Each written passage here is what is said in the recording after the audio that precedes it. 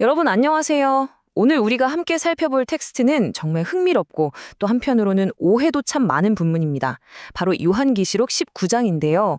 흔히들 백마탄자라고 부르는 이 묵시적 상징들, 도대체 어떤 의미가 숨겨져 있을까요? 오늘 이 해설 시간을 통해 복잡한 비유를 싹 걷어내고 역사의 진짜 승리자가 누구인지 아주 속 시원하게 파헤쳐 보겠습니다. 바로 들어가 볼까요? 오늘 우리가 따라갈 여정은 이렇습니다. 먼저 하늘을 여신 왕이 누구인지 알아보고 구속사의 흐름 속에서 여호와의 군대 대장을 만나볼 겁니다. 그다음 아주 중요한 부분이죠. 두 마리의 백마를 어떻게 분별해야 하는지 짚어본 뒤 진리의 검과 심판, 그리고 마지막으로 성결의 삶과 통치에 대해 차례로 살펴볼게요. 자, 첫 번째 파트입니다. 하늘을 여신 왕. 여기서부터는 우리의 시선을 좀 확 바꿔야 하는데요. 꽉 막힌 세상에서 활짝 열린 하늘로 눈을 돌려보는 겁니다. 여러분, 가끔 그런 생각 들지 않으세요? 뉴스나 세상을 보면 와, 진짜 악이 이기는 거 아니야? 사방이 꽉 막힌 벽 같다 이렇게 느껴질 때 말이죠. 솔직히 요즘처럼 어둠의 세력이 득세하는 것 같고 선하게 살아보려는 사람들의 인내심이 바닥을 드러내는 것 같을 때가 참 많잖아요. 그냥 꽉 막힌 세상 속에 갇혀버린 기분? 아마 다들 한 번쯤 느껴보셨을 겁니다. 그런데 바로 이때 요한계시록 19장에서 엄청난 반전이 일어납니다. 여기서 정말 중요한 단어가 하나 등장하는데요. 헬라어로 아노이고라는 단어입니다. 하늘이 열린 것을 보니 라는 구절에 쓰였죠. 이게 그냥 문이 스르륵 열리는 느낌이 아니에요. 하나님께서 역사의 무대 커튼을 쫙 하고 직접 젖히시는 겁니다. 우리가 두 눈으로 볼 수 있게 개입하셔서 그 길고 길었던 갈등에 마침내 마침표를 찍으시는 아주 역동적이고 짜릿한 순간을 의미하는 거죠. 그렇게 하늘이 열리고 등장한 이 백마탄자, 결코 막연한 상징이 아닙니다. 텍스트에 묘사된 특징들을 한번 뜯어볼까요? 먼저 피스토스와 알레디노스, 즉 단 한 번도 약속을 어긴 적 없는 충신이자 껍데기가 아닌 진짜 본질인 진실 그 자체이십니다. 눈은 어때요? 불꽃 같아요. 세상의 모든 위선이나 얄팍한 속임수를 단번에 꿰뚫어 보시죠. 머리에는 만왕의 왕이라는 증거로 수많은 관, 즉 디아데마를 쓰고 계시고요. 입고 계신 피 뿌린 옷은 십자가의 구원과 심판을 모두 완성하신 최후의 승리자라는 걸 아주 명백하게 보여주고 있습니다. 자, 이어서 두 번째 주제로 넘어가 보겠습니다. 구속사의 흐름, 여호와의 군대 대장. 방금 본 이 엄청난 등장, 계시록에서 뚝 떨어진 새로운 설정일까요? 아니에요. 구약에서부터 아주 촘촘하게 이어져 온 구속사의 흐름 속에 그 뿌리가 있습니다. 시간을 거슬러 구약 시대로 가보죠. 이스라엘의 지도자 여호수아가 그 거대한 여리고성 앞에 섰을 때 한 신비로운 존재를 만납니다. 그때 그 존재가 뭐라고 하죠? 아니라 나는 여호와의 군대 대장으로 지금 왔느니라. 네, 바로 이겁니다. 여호와의 군대 대장. 이 만남이 시사하는 바는 엄청납니다.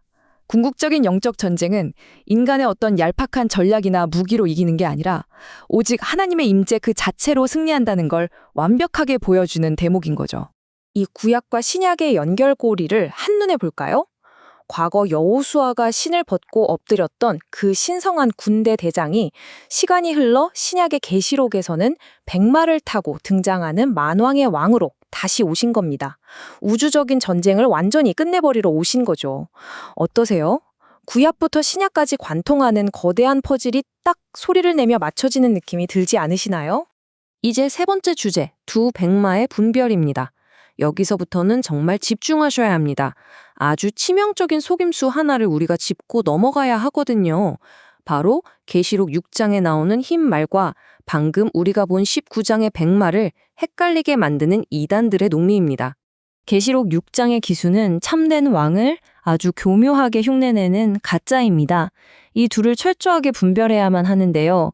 6장의 기수는 그저 이기고 또 이기려고만 하는 끝없는 정복력에 사로잡혀 있습니다. 반면에 19장의 참된 왕은 공의와 정의로 심판하시죠. 이 목적의 차이, 정체의 차이만 명확히 알아도 이단들의 왜곡된 가르침에 절대 속아 넘어갈 일이 없을 겁니다. 그들이 쥐고 있는 무기를 조금 더 확대해서 비교해 볼까요?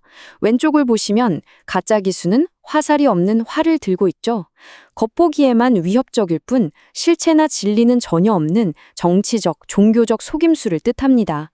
하지만 오른쪽에 참된 왕을 보세요. 무기가 무려 입에서 나오는 이현검입니다. 이건 도저히 부인할 수 없는 절대적인 말씀의 권세를 의미하죠. 애초에 무기의 차원 자체가 완전히 다른 겁니다. 결론적으로 말하자면 이렇습니다. 하나는 복음의 겉모습만 싹 뒤집어 쓰고 빛의 천사 행세를 하면서 혼란을 주는 적 그리스도고요. 다른 하나는 만왕의 왕이신 절대적인 하나님의 말씀 그 자체입니다. 진짜와 겉모습만 흉내내는 가짜. 우리는 이 둘의 차이를 절대로 흔들림 없이 분별해낼 수 있어야 합니다. 자, 그럼 자연스럽게 네 번째 주제로 넘어가 보겠습니다. 진리의 검과 심판입니다. 참된 만왕의 왕이 휘두르시는 이 독특하고 매혹적인 무기, 검에 대해서 좀 더 깊이 파헤쳐볼까요? 원문을 보면 이 검을 헬라어로 롬파이아라고 부릅니다. 고대 전사들이 쓰던 무시무시한 거대 양날검을 뜻하죠. 그런데 진짜 충격적인 건 이 엄청난 검이 손이 아니라 입에서 나온다는 사실입니다. 이게 뭘 의미할까요? 그리스도께서는 세상의 방식처럼 물리적인 폭력이나 칼싸움으로 이기시는 게 아니라 절대 타협할 수 없는 신성한 진리의 말씀 그 자체의 권위로 세상을 정복하고 심판하신다는 뜻입니다.